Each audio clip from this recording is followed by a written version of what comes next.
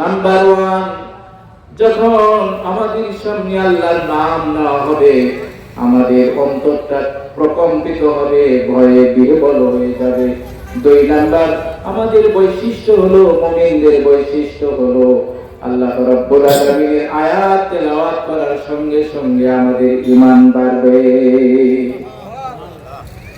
কোরআনের আয়াত জারি হয়ে গেল, ইয়া আইয়ুহাল্লাযীনা আমানু লা তারফাউ আসওয়াতাকুম ফাওকা সাওতিন নবী। হে ঈমানদারীরা, নবীর কণ্ঠস্বরের চাইতে তোমাদের কণ্ঠস্বরকে তোমরা উঁচু করো না। সুবহানাল্লাহ। আজ নবীজির রওজায় কোরআনুল কারীমের সূরা হুজুরাতে এই আয়াতে কারিমাটি লেখা রয়েছে, দুনিয়াতে নবীর দরবারে যেরকম সাহাবায়ে কেরামেরা উচ্চ স্বরে কথা বলা নিষিদ্ধ ছিল, নবীজি দুনিয়া থেকে রওজা মুবারকে শায়িত, নবীজি আমাদের কবরে জিন্দা রয়েছেন। সুবহানাল্লাহ। কোন হাজী সাহেব যখন আল্লাহর বান্দা নবীজির রওজা মুবারকের পাশে দাঁড়ায়া সালাম দেয়, আল্লাহর নবী তখন সালামের জবাব দেয়। আল্লাহর বান্দা যদি শোনার কান থাকে, আল্লাহর বান্দা সেই কথাটা শুনতে পায়। নবীজির দরবারে আল্লাহ রাব্বুল আলামিন বললেন, নবীজি জীবিত থাকাকালীন যেরকম উচ্চ স্বরে কথা বলালে আনতাহবাতা আমালাকুম, তোমাদের আমল সব নষ্ট হয়ে যাবে, কিন্তু তোমরা বুঝতে পারো না নবীজি কবরে শায়িত আল্লাহর বান্দারে এই নবীজি রওজা মুবারকের পাশে সেও কখনো উচ্চ স্বরে কথা বলতে পারবে না। আয়াত অবতীর্ণ হয়ে গেল, সাহাবায়ে কেরামেরা ভয় পেয়ে গেলেন। সুবহানাল্লাহ। কিসের ভয়? যে আমাদের কণ্ঠস্বর যদি নবীর কণ্ঠস্বরের চাইতে যদি উঁচু হয়, আল্লাহ বলেছেন আন তাহবাতা আমালুকুম, আরে আমার আমল কখন যে নষ্ট হয়ে যাবে আমি সেটা বুঝতেই পারবো না। চিৎকার মেরে বলেন আলহামদুলিল্লাহ। আবু বকর সিদ্দিক বললেন, আজ থেকে আমি নবীর দরবারে আর কোনো কথাই বলবো না। নবীর কণ্ঠস্বরের চাইতে যদি কণ্ঠস্বর উঁচু হয়ে যায় আমার আমল ধ্বংস হয়ে যাবে। এখান থেকে উলামায়ে কেরামগণ বলেছেন, নবীজি দুনিয়াতে নাই, কিন্তু নবীজির ওয়ারিস উলামায়ে কেরাম এখনো দুনিয়ায়। সুবহানাল্লাহ পড়ে। যেখানে উলামায়ে কেরামরা কথা বলেন, যেখানে উলামায়ে কেরামদের কণ্ঠস্বরের চাইতে কোন ব্যক্তির কণ্ঠস্বর যদি উঁচু হয়ে যায়, কোন আল্লাহর বান্দা যদি কোন আলিম উলামা ইমাম মুয়াজ্জিনের সঙ্গে যদি বেয়াদবি করে, আপনার আমার নিজের জিন্দেগীর হকিয়ালি আমলগুলো সব নষ্ট হয়ে যাবে। নাউজুবিল্লাহ পড়ে। আছে না এমন বেয়াদব লোক? সাবধান। বিগত আওয়ামী লীগ সরকারের পতনের মূল কারণ ছিল উলামায়ে কেরামদের সঙ্গে বেয়াদবি। ঠিক কিনা জোরে বলে? তোমরা আল্লামা সাঈদীকে হত্যা করেছো। আল্লাহ রাব্বুল আলামিন এক বছর না যেতেই তোমাদেরকে শুধু দেশ ছাড়াই করেন না, মন্ত্রী, এমপি, মেম্বার, চেয়ারম্যান, আতি নেতা, পার্টি নেতা, বাইতুল মুকাররমের খতিব পর্যন্ত নাই। ঠিক কিনা জোরে বলে? পৃথিবীর ইতিহাস সাক্ষী, পৃথিবীর ইতিহাসে অনেক সরকার পালিয়েছে, কিন্তু এই জালিমদের মতো পতন পৃথিবীর ইতিহাসে কারো হয় নাই। কারণ পৃথিবীর ইতিহাসে অনেক রাষ্ট্রপ্রধানীরা মানুষের প্রতি জুলুম অত্যাচার করেছে, কিন্তু এই জালিমদের মতো কেউ কখনো এত অত্যাচার জনগণের সামনে আলেম ওলামাদের জন্য করে নাই। চিৎকার মেরে বলেন ঠিক কিনা? এজন্য আয়াতে কারিমা অবতীর্ণ হয়ে গেল। আবু বকর সিদ্দিক বলতেছেন, নবীর দরবারে আমি আজ থেকে আর কথাই বলবো না। হযরত ওমর বলেন, আজ থেকে আমি কথা বলবো এই মনে করে আমি ফিসফিস করে কথা বলবো, নবীর চাইতে আমার কণ্ঠস্বরটা যেন উঁচু না হয়। আমার ভাইরা, হযরতে কাইস বিন সাবিত রাদিয়াল্লাহু তাআলা আনহু একজন নবীর সাহাবী।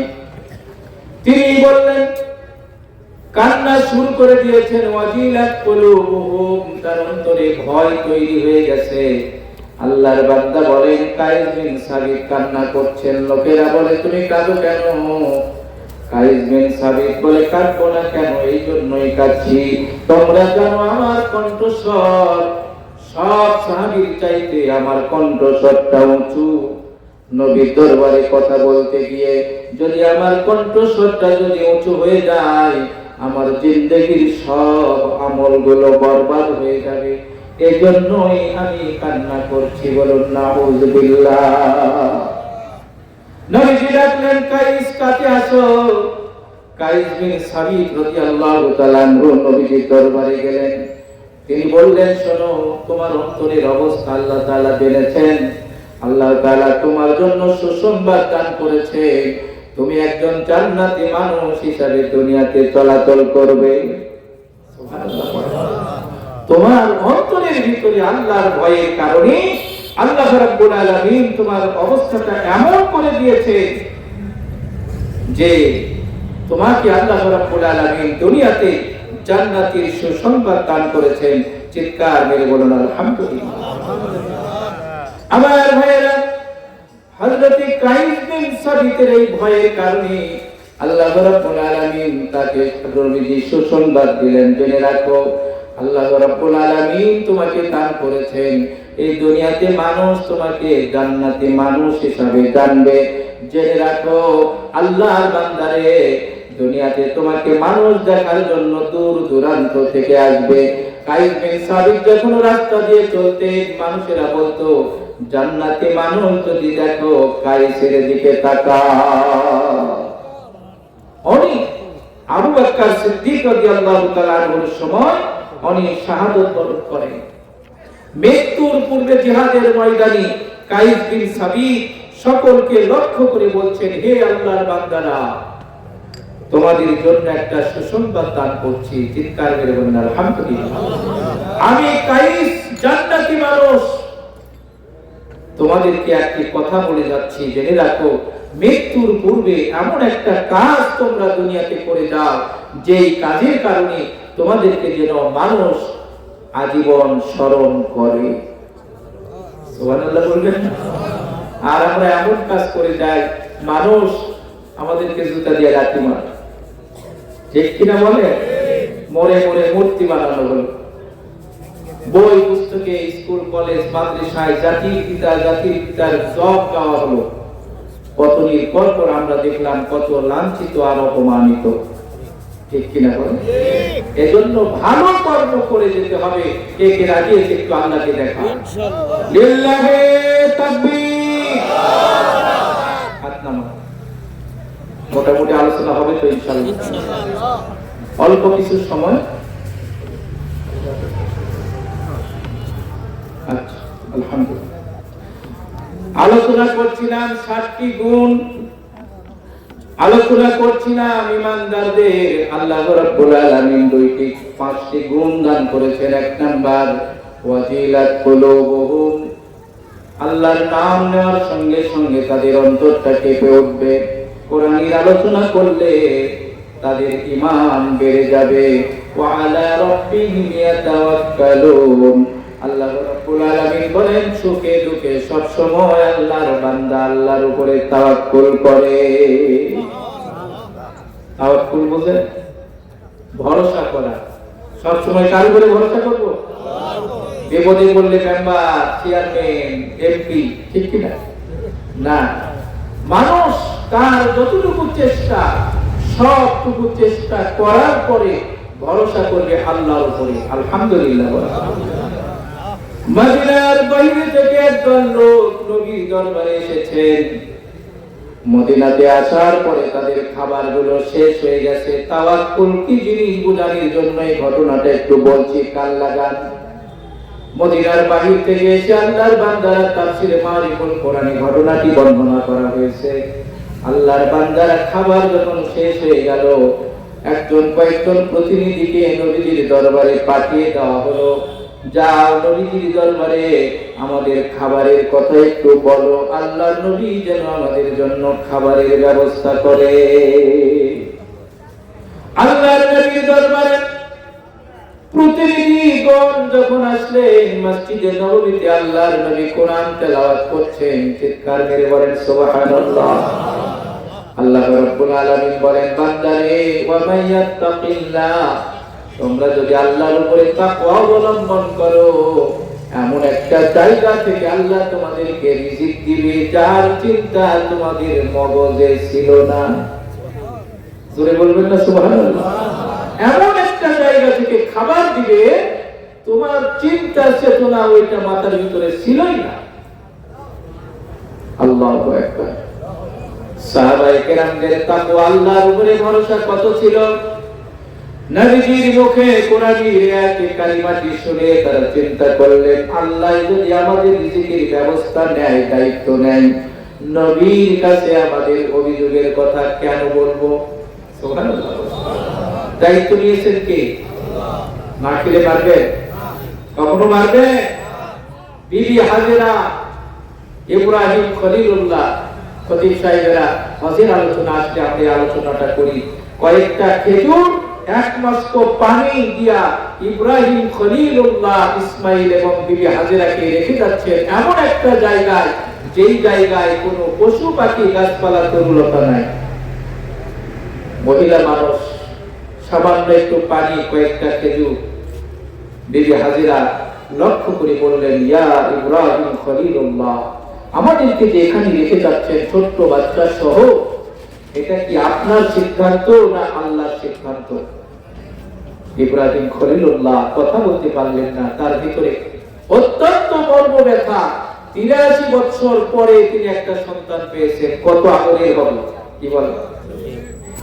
কিন্তু হুকুম হলো আল্লাহর। ইব্রাহিম আলাইহিস সালাতু ওয়াস সালাম কথা বলতে পারলেন না।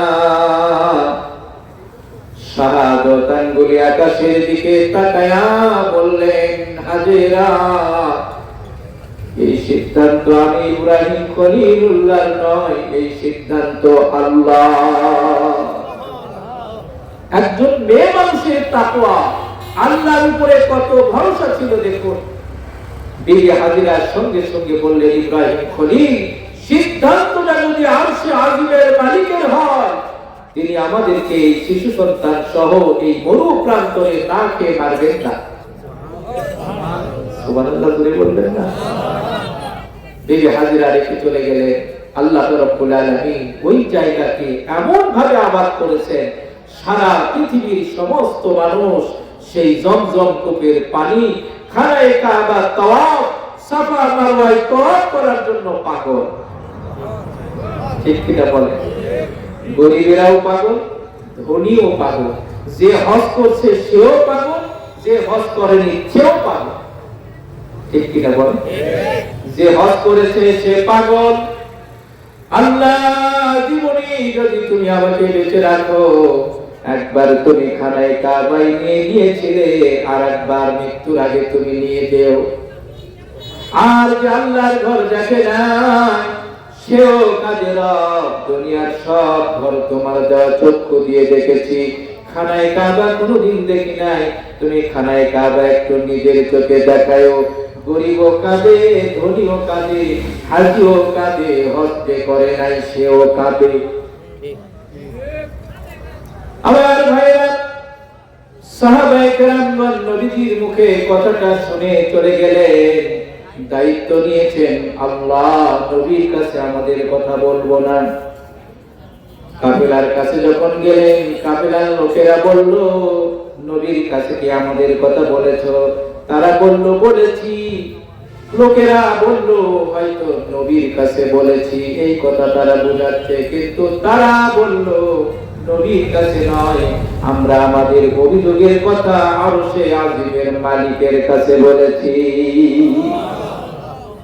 কত সুন্দর কথা। আল্লাহ, কাফিলার লোকেরা বলে, তোমরা কি বলছো?